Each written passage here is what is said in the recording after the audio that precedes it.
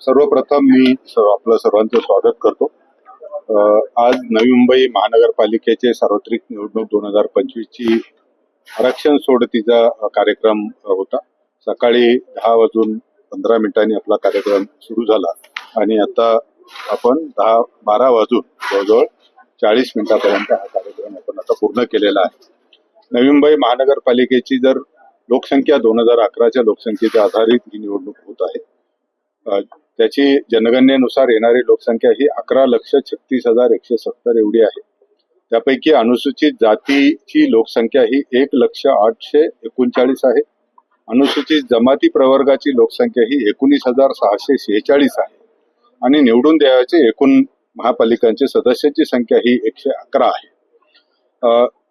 जे आताचं जे गुणोत्तर दिलेलं होतं की अनुसूचित जातीकरता राखून ठेवायचे एकूण ज्या जागा येत होत्या त्या गुणोत्तरानुसार अनुसूचित जातीची लोकसंख्या आणि त्याला भागिले एकूण लोकसंख्या आणि पुन्हा त्याला सूत्रानुसार एकूण सदस्य संख्येने गुणाकार केल्यानंतर हा 9.85 येतो आणि पूर्णांकात करत असताना तो आपण 10 जागा या अनुसूचित जाती या प्रवर्गासाठी राखीव येतात.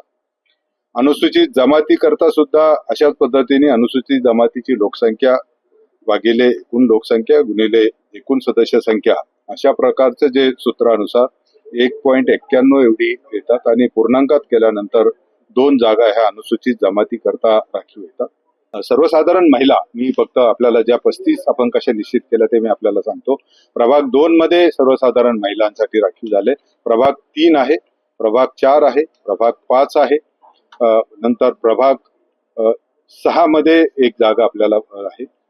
प्रभाग 7 मध्ये सुद्धा आपल्याला एक जागा आलेली आहे. प्रभाग 8 मध्ये आपल्याला एक जागा आलेली आहे सर्वसाधारण महिलांसाठी. प्रभाग 9 प्रभाग मध्ये 2, प्रभाग 10 मध्ये 2, नंतर प्रभाग 11 मध्ये एक सर्वसाधारण महिला आहे. प्रभाग 12 मध्ये 2 सर्वसाधारण महिला आहेत. प्रभाग 13 मध्ये 2 सर्वसाधारण महिलांसाठी झालेले आहेत. प्रभाग 14 मध्ये सुद्धा एक सर्वसाधारण महिलेसाठी आरक्षित झालेला आहे. प्रभाग 15 मध्ये सुद्धा सर्वसाधारण महिलेसाठी 2 जागा आहेत. प्रभाग 16 मध्ये एक जागा ही सर्वसाधारण प्रवर्गासाठी आहे. प्रभाग 17 मध्ये आपल्याला सर्वसाधारण महिलांच्या 2 आलेले आहेत. प्रभाग 18 मध्ये सर्वसाधारण महिलांसाठी 1 आलेली आहे. प्रभाग 19 मध्ये सर्वसाधारण महिलांसाठी 2 जागा आहेत. प्रभाग 20 मध्ये आपल्याला एक तिथे आपण